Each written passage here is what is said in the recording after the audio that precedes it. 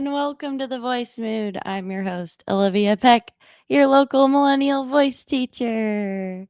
Hello, hello. I'm here to answer your singing questions. So, if you are wondering anything about singing, feel free to drop it in the chat. I would love to do my best to answer your questions. I'm here for you.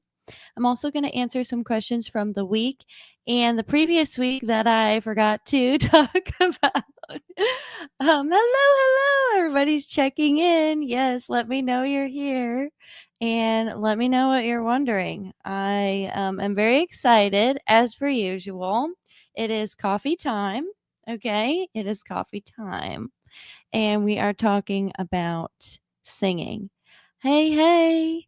Hi, Joe Drama. Welcome. If you're new here, you don't know me. My name is Olivia Peck. I have been teaching voice for about 10 years now. All styles, lots of contemporary styles, especially. So, pop, rock, jazz, country, anything with a microphone. But I was classically trained originally. So, it was kind of a learning curve for me when I made that transition from classical to more contemporary styles. And if you're wondering about that, let me know. There are lots of methods out there. In fact, I had a student this morning talking about what his teacher's methods are at his school. And so it's really fun to learn about what everyone learned originally. And I love to talk about that. So let's start with something here. Let's start with a question to get us started. At Carmelarama52 says, can you do a video on how to fix breathy high notes? Such a good question. So, breathy high notes can be from a lot of different things, actually. So, it can be from air escaping when you're singing, it can be from even some raspiness in your voice or maybe tension. It can be from taking a really big breath and then it's being like you're being a little nervous. So again, it's the same idea that the breath is escaping because your breath is a little bit big.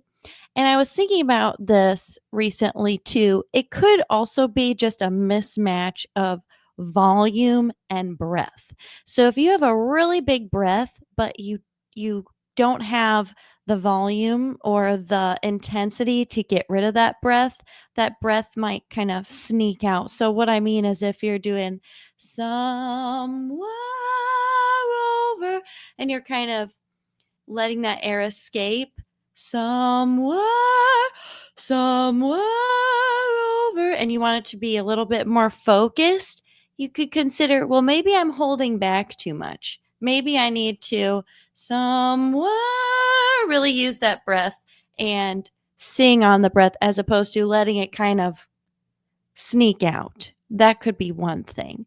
Another thing is maybe you have the space for your breath,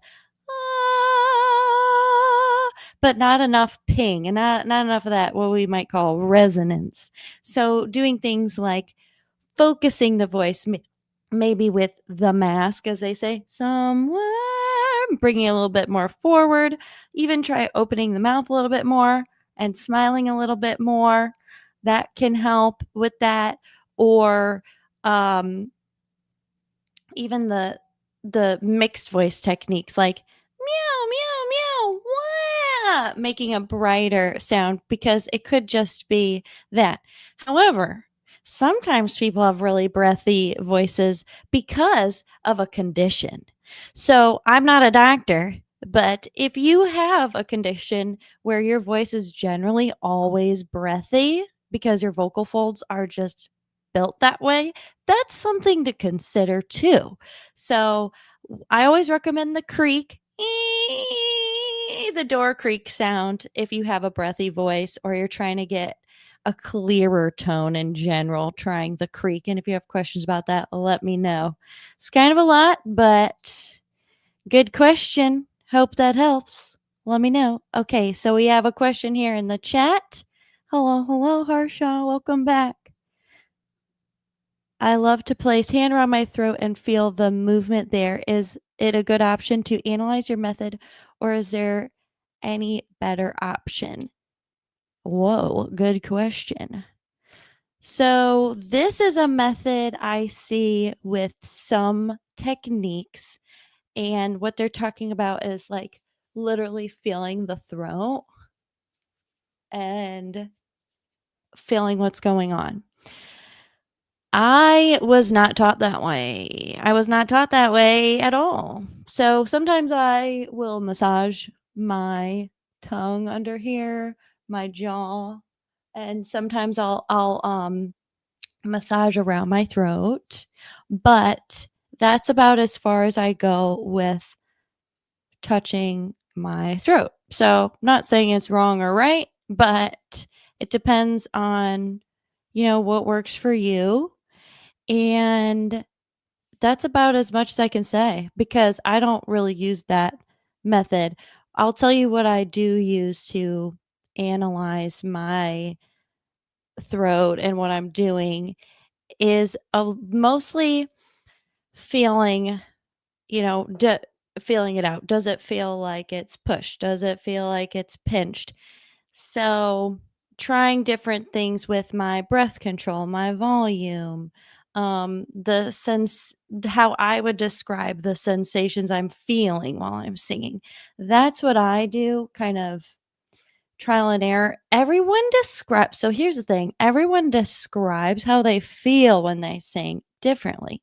So, when I grew up, they described chest voice as feeling a vibration here, head voice a vibration here, and feeling like the passaggio is right here, in the nose or around the nose, the mask.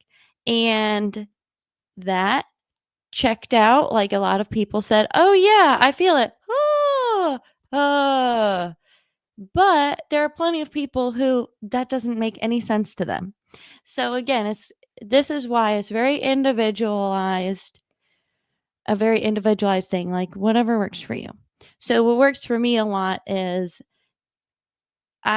matching the way I feel with a style. So whenever I sing in my mixed voice, for me, I describe the feeling as light.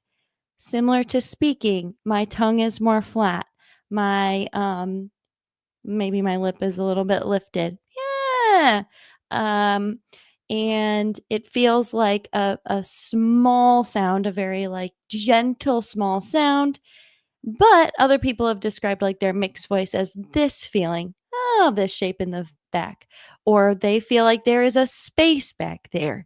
So those are different ways of describing the same style of singing. The same thing is happening, and maybe me and this other person, but we're describing the sensation differently. So figuring out what sensation matches the style for me helps, and it tends to help with a lot of other students too. So I'll figure out with students, what can we match? What sensation can we match with what is working? So if someone has a really nasally voice, for instance, I might have them sing an ah, and maybe their ah is less nasally. So I'll say, okay, when you want your voice to be less nasally, think of that ah shape, that open ah shape. I hope that helps. Kind of matching sensations, because chances are a lot of the times you're doing something that's working, but it's just being able to do it on command or do it when you want to, I guess. Hope that helps. That's kind of like a long explanation there. All right, so let's go on to something we were supposed to talk about last week, but we didn't get to it, and it was about low voices. So let me know if you're watching this now or later if you consider yourself a lower voice, an alto, a baritone, or maybe you think you're a bass. So a lower voice is someone who we would say, for a male presenting voice would be a bass singer singing as low as like a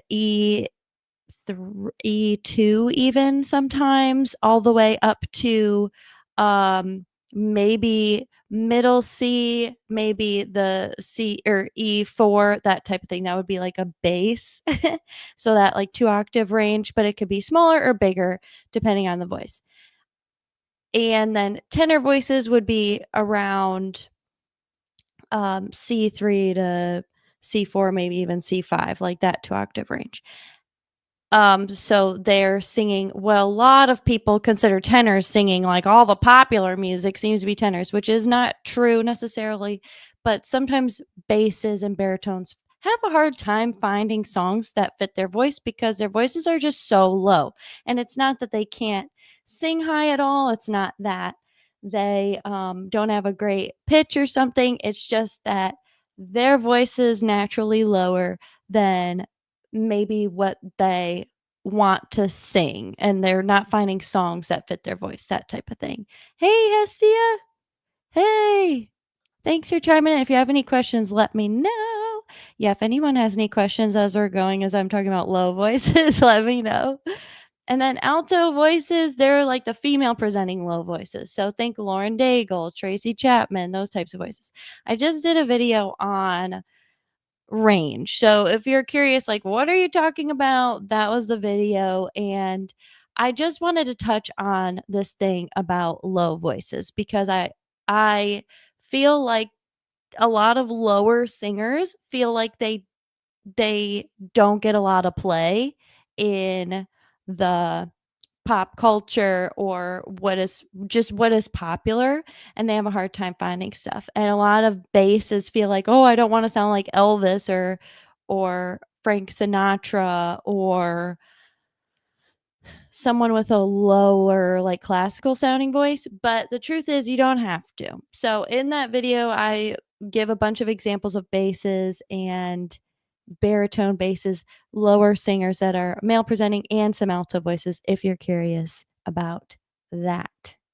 Um, so I can go on more about that if you're wondering, but basically the idea is just because you have a lower voice, don't let it limit you. I see you. We can find songs that work for you. You don't have to sound like Elvis. You can grow your range.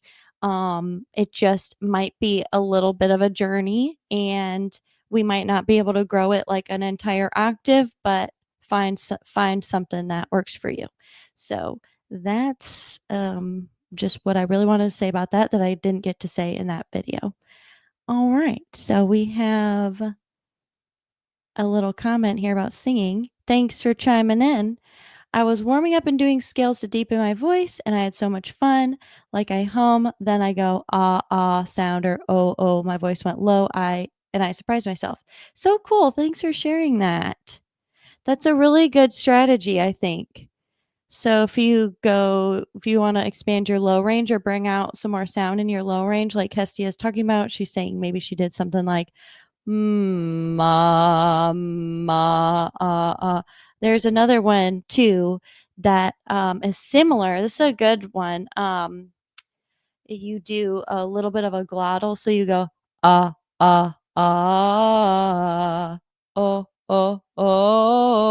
not necessarily those vowels, but using the ones you're talking about. But you do like two notes together, short notes in your lower voice, and that'll kind of relax things a little bit and also maybe bring out a little bit more sound.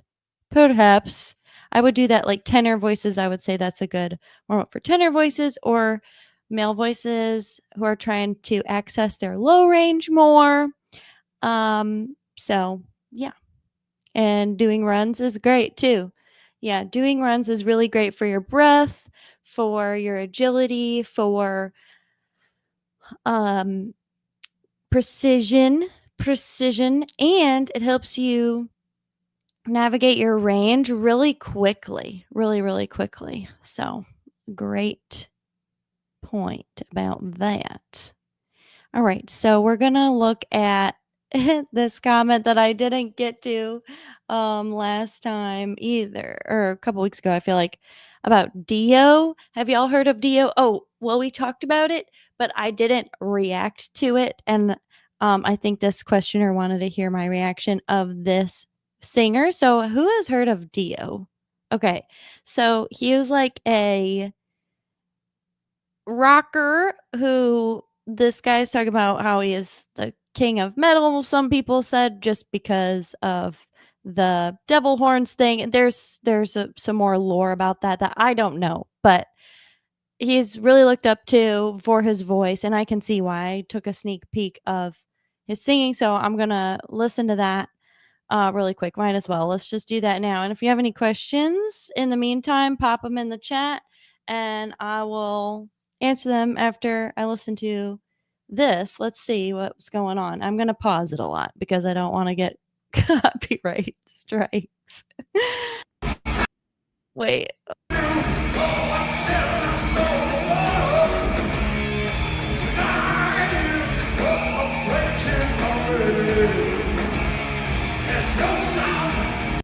Okay, I already feel like I played it too long. So what you're hearing, he's singing in like his lower range, I would assume. This is where metal, rock, and um classical music weirdly kind of all intersect. He's doing these dark vowels like very covered vowels. Just to point that out. It's something to be aware of when you're listening to rock or any style. What type of vowels are they using? Are they using darker vowels, more covered vowels? Are they using bright vowels? It can really change your sound, so that alone is pretty interesting.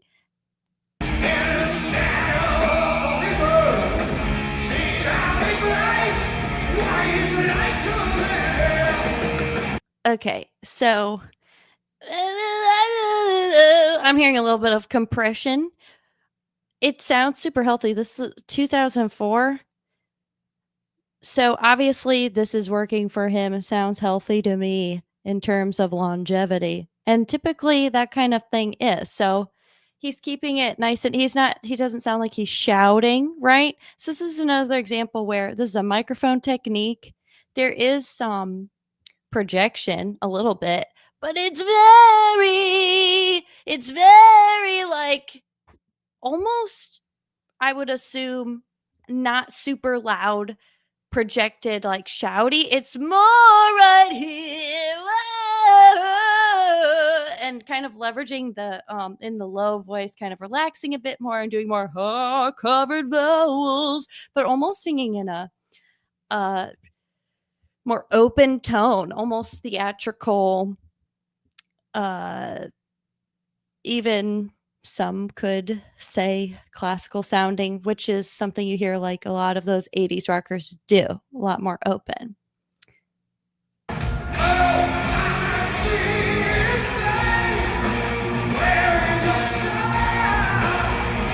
Yeah, you could hear it too. This is so great when you hear live. Um, you can hear him sort of like thread that needle on the top.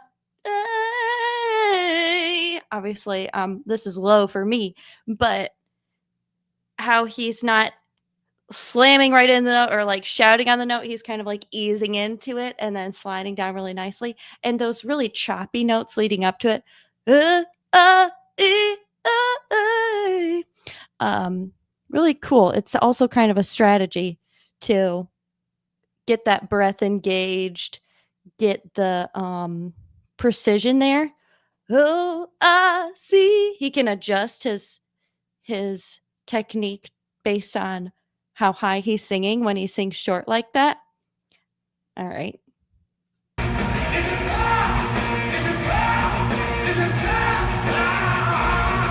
You can see his mouth too. When you check out, I love watching live videos. You can really see their mouth shape. What is he doing? It's very open. It's kind of got that little like growly expression, I guess. You can learn a lot from just watching someone's mouth.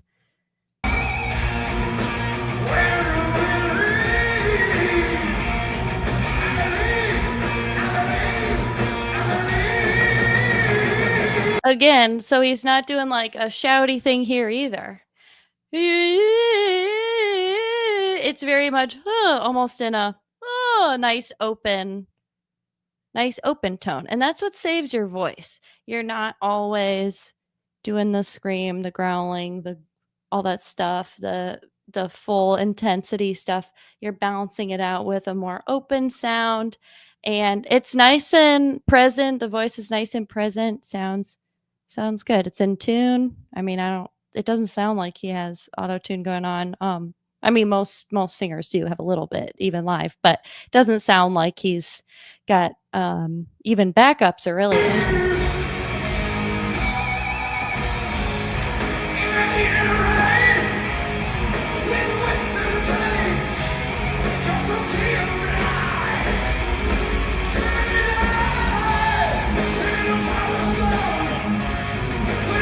Okay, so this is the last thing I'll say about this. What's really cool is hearing how when you become really good at this type of singing, you can switch your how I would describe placement even in one phrase. You're doing this compression thing, whatever. Maybe you're doing a little nasal. You're slipping into that, and you're doing like this whiny thing in there too. And you're able to flip between whatever you need based on what note you're on, what sound you want, and you're able to do it like just like riding a bike. This guy is a pro. It's super impressive, and that's essentially what you want to learn how to do. You want to learn how to use all these crazy voices and be able to click in and out at while you're singing in real time. The hardest thing is doing it in real time. You can maybe do a noise by itself, isolated, but then when you're trying to do it in a song, you have to use use that energy, I guess, more on command. I don't know. When it's bookended between other stuff you're doing, you have to know how to like adjust. Hope that makes sense. Hard to explain it, but I feel like you might know what I'm saying. All right, so we have a good little comment here. Let's see what we're talking about with Olivia Rodrigo. Um, when Olivia Rodrigo sings with intensity, does her larynx shift position to add emotional color, and how she prevents larynx moving up from choking her? Okay, Peter. Hello. This is an interesting question. So, when she sings with intensity, I haven't really analyzed her like live videos, but I'll do my best to respond to this based on what I know about her voice and the type of singing she does. So, I'm thinking specifically of one example I can recall, like driver's license. So, and I know we weren't perfect, but I've never felt this way for no one. I'm trying to mimic it as best I can. In that case, I think other Olivia is using more of a mix belt, a mix belt. The whole thing about mix belt is, or mixing in general, is keeping the larynx more relaxed than, say, when you're opening up into "We were perfect, I never felt this way." That's maybe moving the larynx down a little bit more. Or "this way." That would be moving it up too much. So it's actually keeping it more relaxed. It's going to shift up a little bit as you sing higher, but it shouldn't be choking you, and it shouldn't be pushed down either. It's more relaxed, like speaking. That's the type of singing it is, in my opinion. In my opinion.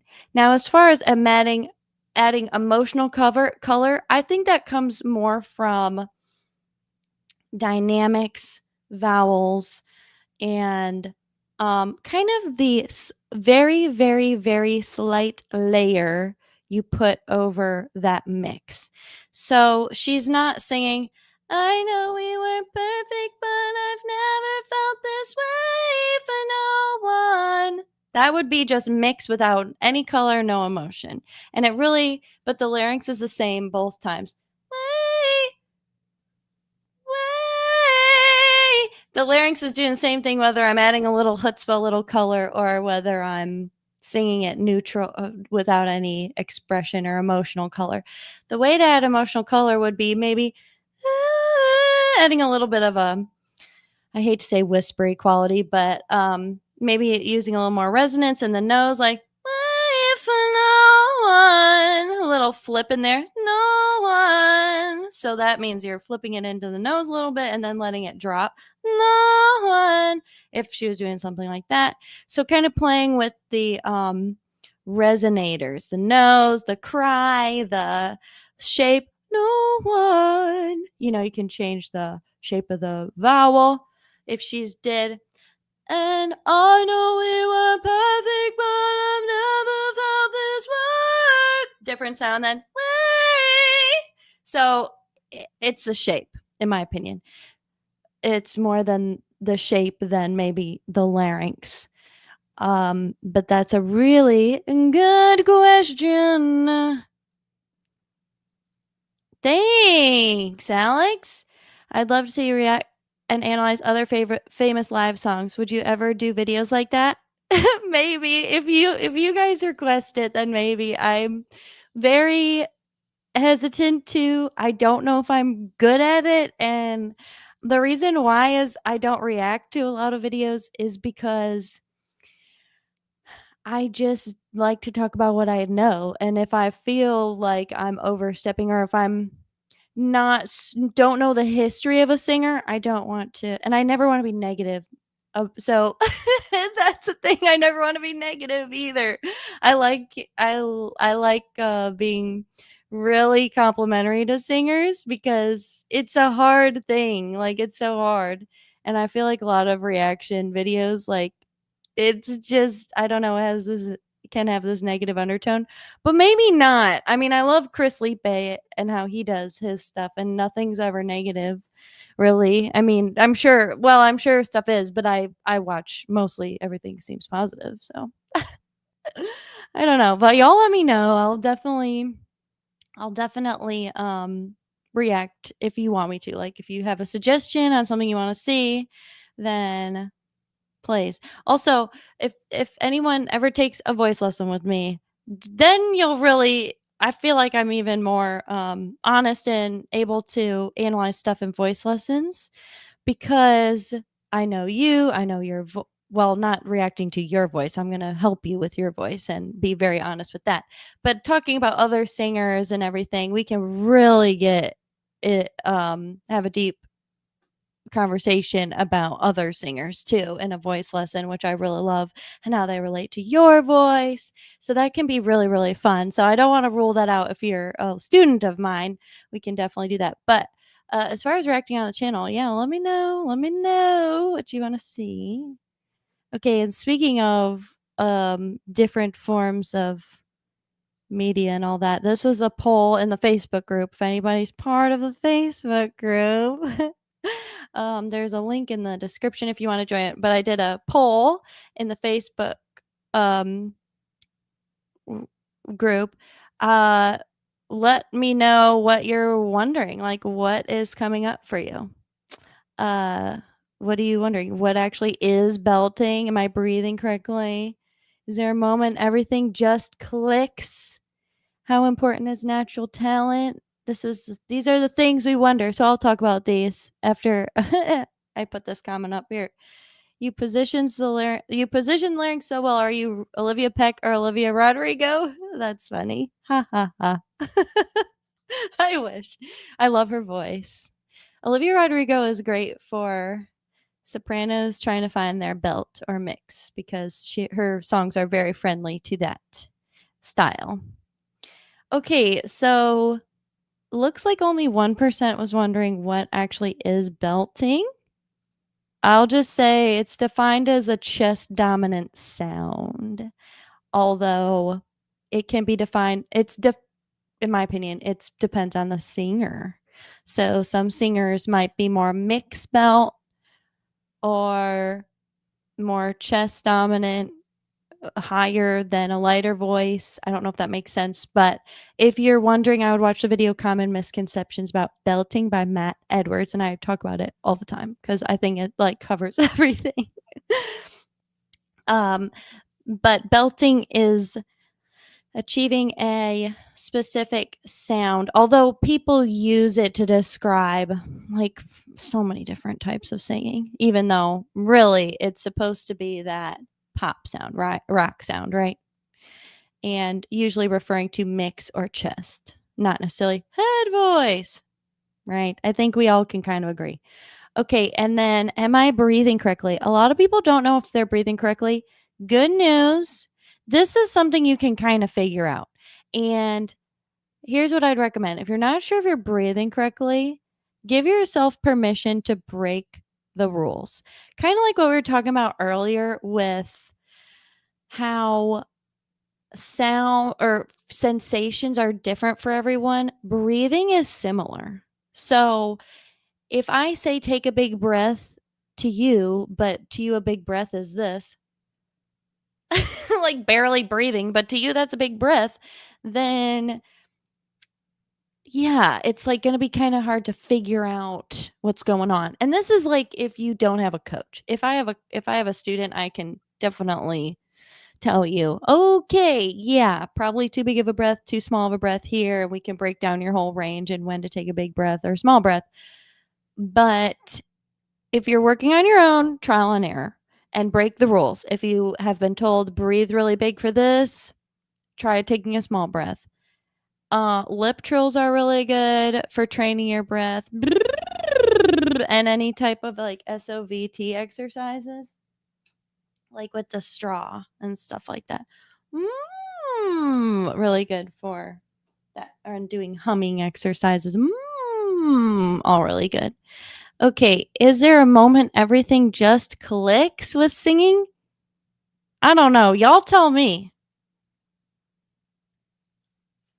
Some people do say that, oh, after this, like it all kind of came together. I think that's when there's something really specific that's holding you back. Like, a lot of times I will say things like mixed voice can be a click moment. For me, it wasn't. It didn't just click. It took me a long time, but I've had students where I tell them, "Oh, just sing like you're talking here." And it's like, "Oh, wow, changed my life." And every time that happens, I say, "What?" I always tell them I'm blown away because usually things don't just click. But sometimes they do. It just depends on the person and what's going on. Now, does it just click with like everything? I don't think so. I think it's certain things might click and it can be a big deal, but when everything cumulatively just clicks, I don't know. All right, how important is natural talent? This is a really good question, and I think it's a pretty big piece of the puzzle. Seriously. You know that person who's never had a voice lesson and they can sing really well. Okay? Yeah, I'm a voice teacher now, but I plenty of kids I went to high school with are much better singers, natural singers than I am. Oh my gosh. Yes. So much better. And that's why, you just your natural talent, your natural like if you have a good ear, if you naturally just have a healthy voice, like you never lose your voice, you just have a healthy voice, you have a healthy speaking voice from the jump. Most of us do something kind of weird when we sing, but if you naturally just can sing pretty well from the jump, that's a huge leg up. Because a lot of people, when they start singing, they have a lot of preconceived notions about singing. They do something different when they sing that they shouldn't be doing. That's like kind of holding them back or holding them in a um, uncomfortable spot. And they're like, why can't I sing? And it's like, well, open your mouth more, give yourself some more space, or use your breath. There's all these things that you generally have to learn, but some people naturally just already do those things. Can you look up and sing? I'm assuming you mean Peter because Peter asked about this. Um like this. I try not to. It's not good to, but people can do it. Like, I know you brought up, I think, when Taylor Swift or Olivia Rodrigo does it. You can. I really don't like to. I can like feel you can feel it. It doesn't feel good, but that's like way back. Generally, you want your head tilted slightly down. Uh, I'm just seeing how if I stay on one note, it doesn't feel great. But you're not supposed to. But you can. Like people do it. I've talked about this last time. I think when you're moving around on stage or when you're doing any kind of performance, these pop singers do these performances. You're going to move your head around. You're expressing yourself, you're dancing or whatever. I I don't want to spread misinformation. I feel like there are teachers or methods out there that talk about tilting maybe, but I don't know. So let me know if that's something that you've seen because I was always taught to tilt your head slightly down because that's optimal for all these muscles and the bone, hyoid bone, and all the everything going on to tilt slightly down. And you can feel it, like when you're practice singing like this and then moving. It feels better when you tilt your head down. When I have a student who's tilting their head up too much, I always say, hey, make sure your head's tilted slightly down when you get up to that high note because it's kind of a bad habit for people to tilt their head back when they're trying to sing high.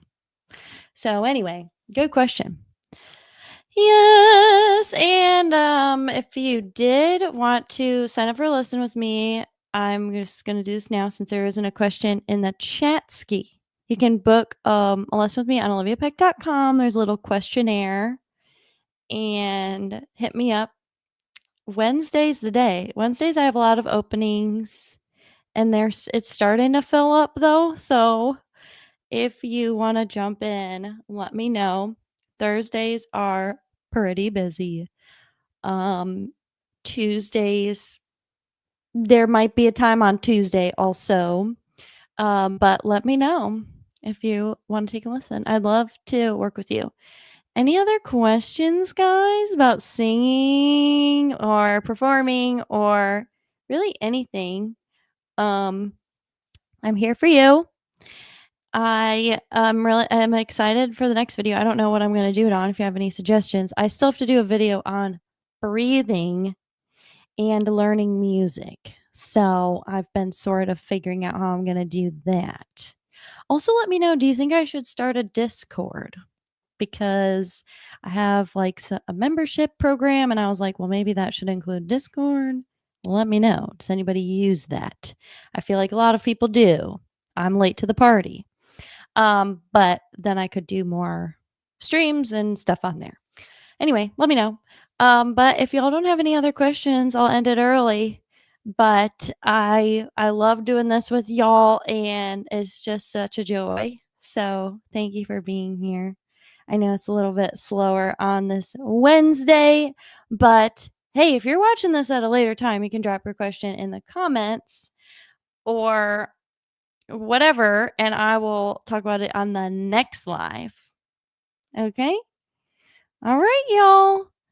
Well, this has been really fun, and thank you for being here.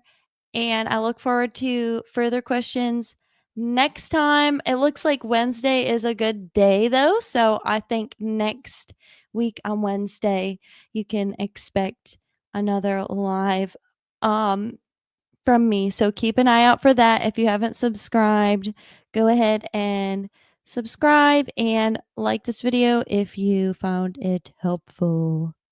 All right, y'all. Well, I will see you next time, and thanks for being here.